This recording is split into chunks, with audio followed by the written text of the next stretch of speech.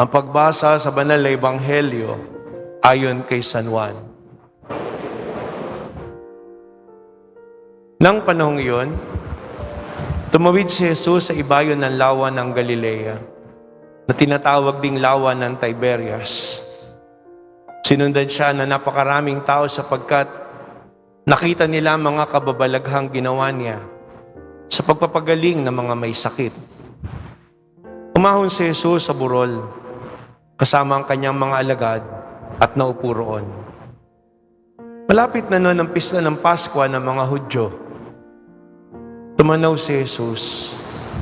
Nakita niya dumarating ang napakaraming tao.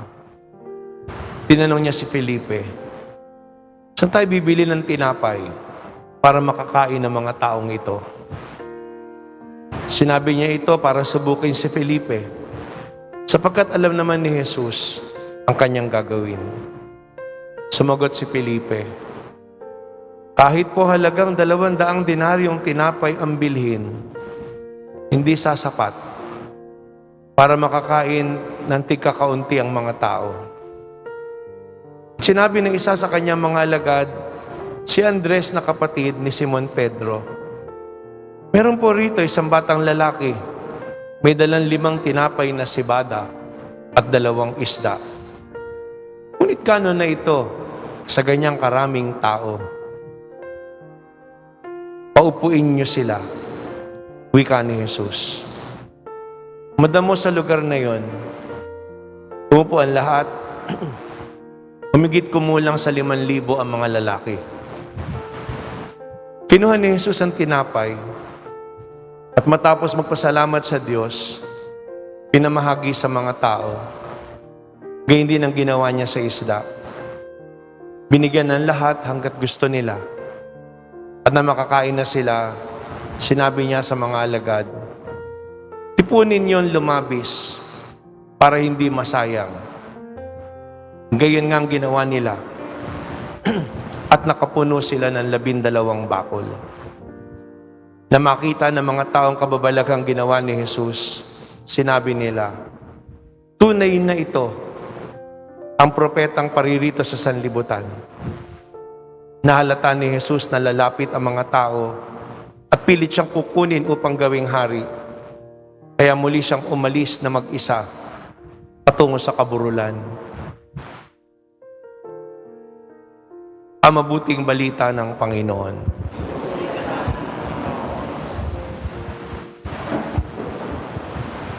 Magandang umaga po sa inyong lahat. Sa Ebanghelyo, natunghayan po natin muli ang kwento ng pagpaparami ng Panginoon ng tinapay mula sa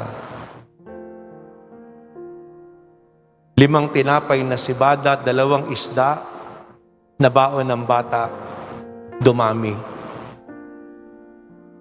Nag-aaral po kami, may 2 pong interpretasyon. Paano nangyari itong himala na ito? Yung unang kaisipan po ay pinarami talaga ng Panginoon yung tinapay.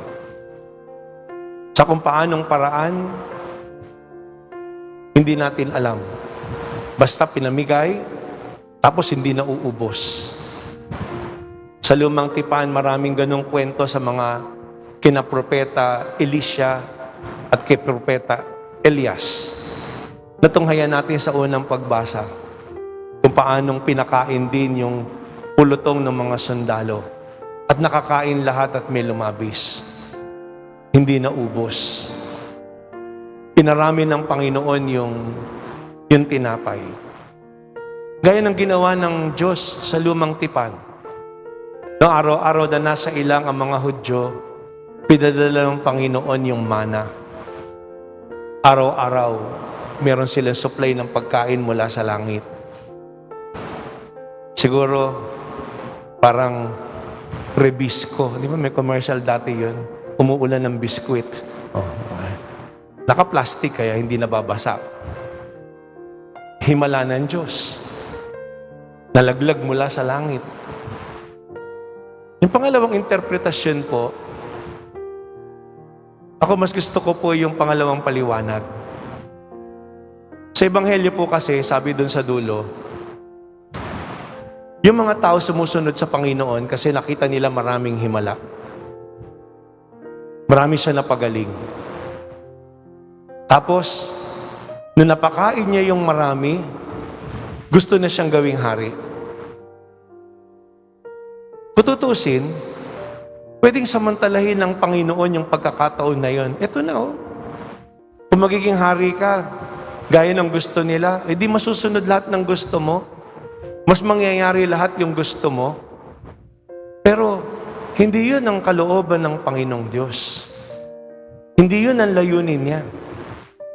Na kaya lang sila sumusunod kasi sila'y nabusog. Kaya lang sila nananampalataya kasi sila'y gumaling. Kaya lang sila nananalig sa Panginoong Diyos kasi ang Panginoon lahat ibinigay.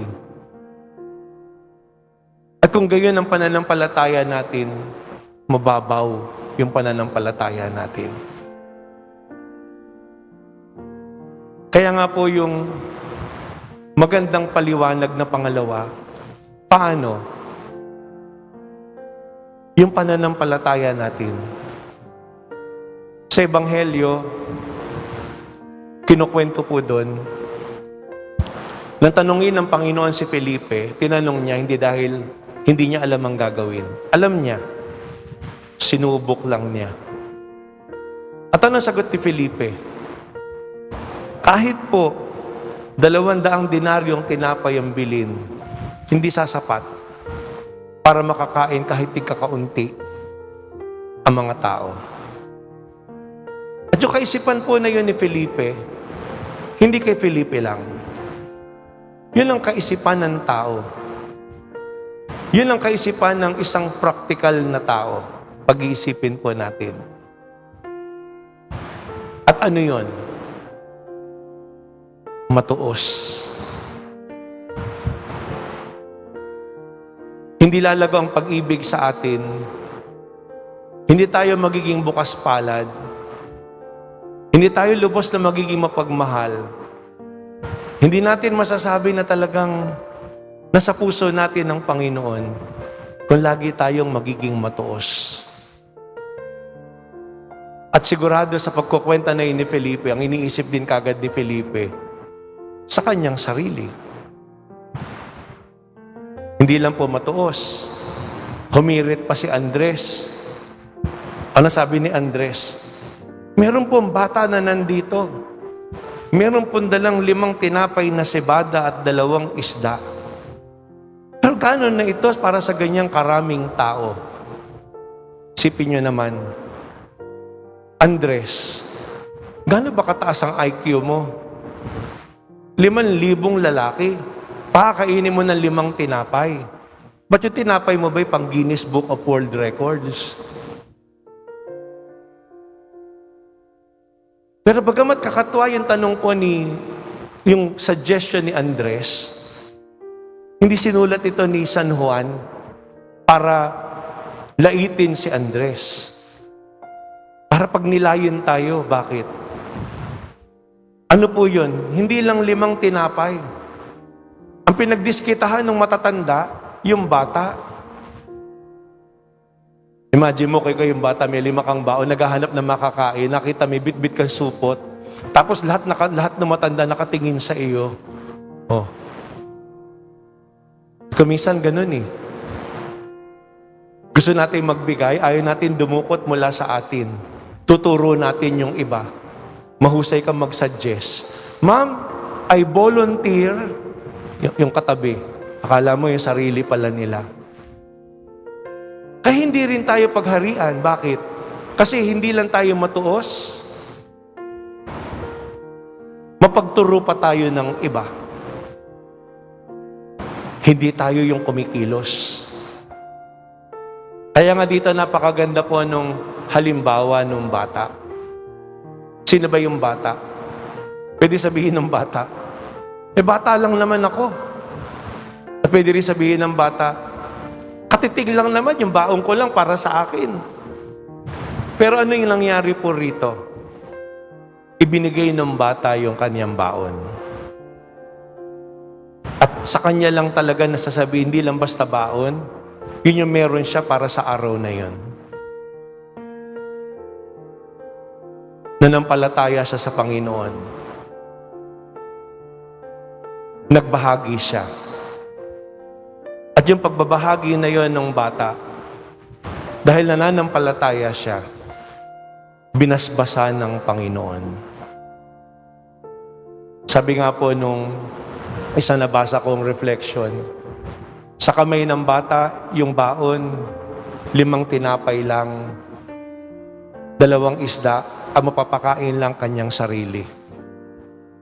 Pero sa kamay ni Jesus, yung 5 tinapay na yun, yung 2 isda, makapagpapakain ng libo-libo, meron pa susobra. Kung isipin po natin, ito nagdaang mga araw, nandiyan yung kalamidad, lahat naman tayo nandun na nakaranas. Pero diyan nakita natin, sa gitna ng mga bagay na yan, kung nandiyan yung ating pananampalataya, kahit sabihin nasalanta ka din, kahit sabihin tinamaan ka din, nabaha ka din, yung kagandahang loob kung nandun sa iyo, hindi ka nagkulang sa pagbabahagi. Makita natin yung mga tao na naghandog ng mga pagkain doon sa mga evacuation center. Nakita natin yung mga magkakapitbahayan na nagtutulong-tulong para iayos ulit, ibalik sa dati yung kanilang buhat.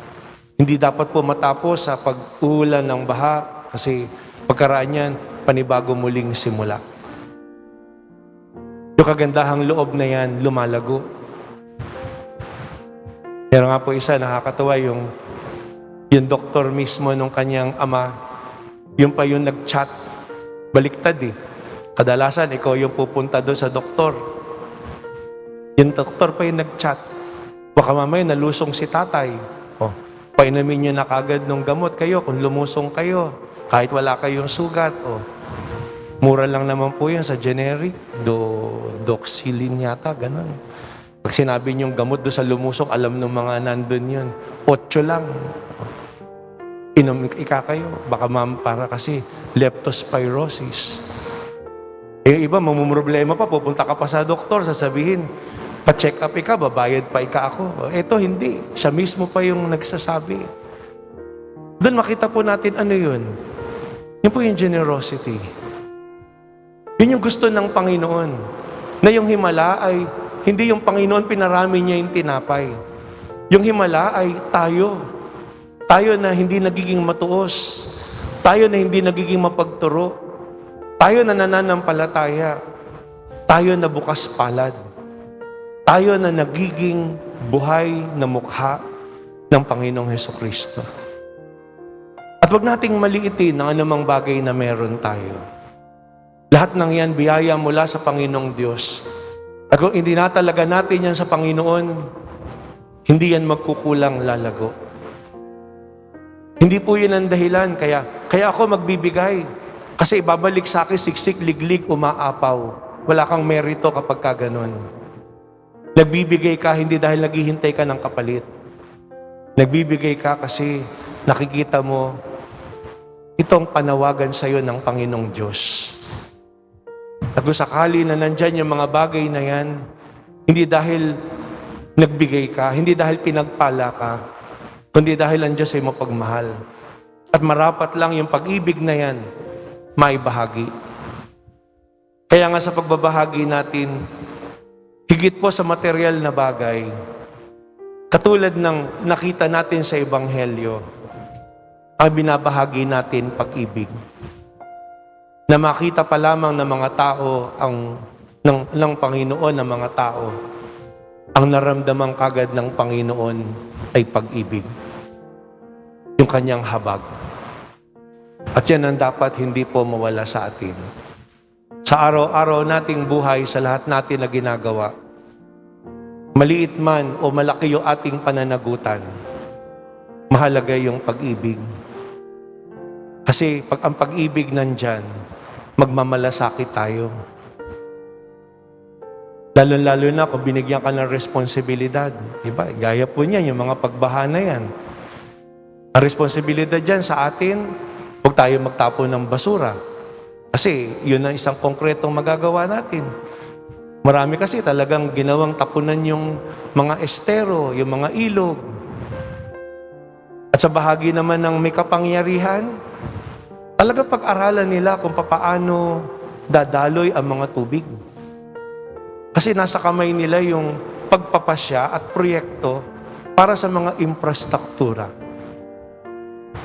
Hindi para magsisihan, kundi hindi para magturuan, hindi para magtuos lang kung magkano yung budget, kundi tingnan talaga nila kung ano yung magbibigay ng lunas. At gagawain nila yon hindi dahil gusto nilang kumandidato uli. Gagawain nila yon kasi nagmamalasakit talaga sila sa sambayanan. Na hindi sila magaling lang magturo, manira, magsalita. May mga tao ganun. Hangang-hanga naman yung mga tao, bilib na bilib. Mga tao na tunay na magmamalasakit. Kaya nga sabi ni Santa Teresita ng Calcutta, it is not the amount that matters when you give. Hindi yung halaga. But the amount of love you put in giving.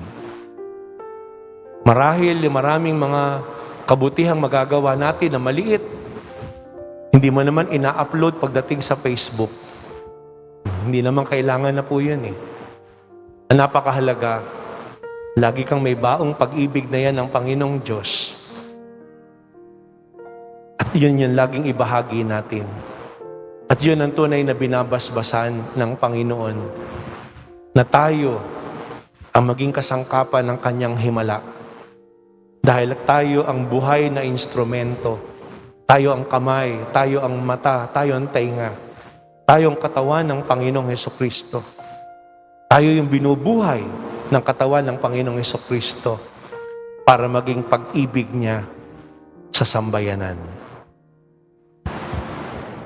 Ngayon sa araw po na ito ay inaalaala din natin ang pandaigdig na araw ng mga lolo at lola. Kaya partikular po na nag-alay tayo ng banal na misa na nanalangin para sa kanila. Sabi po ni Pope Francis, ang mga lolo-lola o ang mga matatanda sa ating simbahan, sa ating lipunan, meron silang tatlong purpose, tatlong bagay na mahalaga na kilalanin natin. Hindi dahil sila'y matanda na. Diba? Sino po ba yung mga lolo-lola natin? Tatlo po sabi ni Pope Francis. Una, sila yung nagpe-preserve ng ating roots. Kaya nga wag nating kainipan pag nakikipagkwentuhan tayo sa lolo't lola natin. Pag nandun tayo sa bahay ng lolo-lola, isang tabi niyo muna yung tablet pag may sakit na lang. Pakinggan niyo yung mga kwento. Bakit? Kasi doon natin maiintindihan. Bakit ganito si mami? Bakit ganito si daddy? Bakit ganito tayo mag-isip? Bakit ganito yung ating buhay? Sila magkukwento sa atin. At hindi lamang yun. Doon din natin mauunawaan ang katatagan ng pananaw sa buhay ng ating mga mahal sa buhay dahil yung mga kwento niyan sigurado sasabihin ng panahon na hapon. So yan lagi po yun. Pero makita natin yung resiliency. Mahirap yung pinagdaanan na yun. Iba din yung hinaharap na kahirapan sa panahon ngayon. Pero sa mga kwento nila matututo tayo. Paano natin haharapin, paano natin lalampasan. To know our roots. Pangalawa, sabi po ni Pope Francis, to deepen our faith. Ay kung merong nagpapasa at nagtuturo sa pananampalataya, ang matyagang na pag-iwanan niyan, mga lolo-lola. Sila yung nagtuturo ng manalangin. Sila yung lagi nagpapaalala sa atin dahil minsan yung mga magulang nagtatrabaho. Pag naiwan tayo doon sa bahay nila, makita natin napakagandang halimbawa, lagi yung pananampalataya. Ano pa nga bang gagawain? Hindi dahil wala na silang maginagawa, kundi mahalagang gawain yon. Ang pagiging malapit sa Diyos, napakahalagang bahagi yan ng buhay ng bawat isa sa atin. Yan ang dahilan kung kaya sa panahon natin ngayon, kahit parang mas madali ang maraming bagay, mas mabilis ang maraming bagay, hindi pa rin masaya. Bakit? Kasi ang kinalimutan ang pananalangin. Noong araw, inaaririnig natin yung kwento na yan. Hindi maaaring hindi magdasal. Basta 6:00, nag-oorasyon. Pagkaraan, nagmamano sa mga magulang. Nalala ko pa nga po, nung high school kami, punta kami ng Baguio. Pag Angelus, tumitigil yung buong Baguio. Imagine niyo, pag tumunog yung kampana ng Baguio Cathedral, tumitigil lahat. Nagdadasal. Ngayon, ang hirap isipin yun. Nagdadasal pa yung mga tao, tumitigil para manalangin. Maraming mga tao na layo na sa Diyos. At sa huli, to care for the young. Kasi nga, lalo ngayon, may mga magulang nasa abroad, nagtatrabaho. Ang mga anak, madalas lumalaki na iiwan sa mga lolo, lola. Sila yung nag-aalaga. Kaya, biyaya ng Panginoon ang ating mga lolo at lola. Kaya kung buhay pa sila, ipadama natin yung ating pagmamahal sa kanila. Yung ating pakikinig, pagpapahalaga sa kanila. Yung ating pakikipag-usap, pagpapahalaga sa kanila. At kung sila naman ay pumanaw na, magukol tayo ng panalangin. Alalahanin natin yung mga bagay na yan na naging karanasan natin. Paanong tayo'y kinwentuhan, paanong tayo'y sinamahang magdasal, paanong tayo'y inalagaan at kinalinga. Ang katandaan ay isang biyaya na dapat nating ipagpasalamat sa Diyos. Ang mga nakatatanda ay may pagkakataon na ibahagi sa atin ang yaman ng kanilang karanasan at buhay bilang mga Kristiyano. Kaya kasama nila magpasalamat tayo sa Diyos sa kapistahang ito ni Santa Ana at San Joaquin, mga lolo't lolo ng Panginoong Hesus. Hilingin natin na basbasan sila ng Panginoon. Ama, mapagmahal, basbasan mo ang iyong mga lingkod na pinagkalooban mo ng mahabang buhay. Itulot mo na lagi nilang madama na ikay kanilang kapiling. Upang sa kanilang pag-aalaala sa mga nakaraang pagkukulang, makatagpo sila ng kapanatagan sa iyong awa. At sa kanilang pagharap sa kinabukasan, manatiling matibay ang kanilang pag-asa at pagtitiwala sa iyong pagkakandili. Amang maawain, hindi mo pinababayaan ang mga tapat sa iyo at patuloy mong kinakalinga ang mga anak mo hanggang sa kanilang katandaan. Pinagkakatiwala namin sa iyo ang mga kapatid naming naririto, ang mga lolo't lola namin pinagdadasal, yamang pinagkalooban mo sila na mahabat kasiyasiyang buhay. Marating nawa nilang kaganapan nito sa iyong piling sa pamamagitan ni Jesucristo kasama ng Espiritu Santo magpasawalang hanggan. Amen.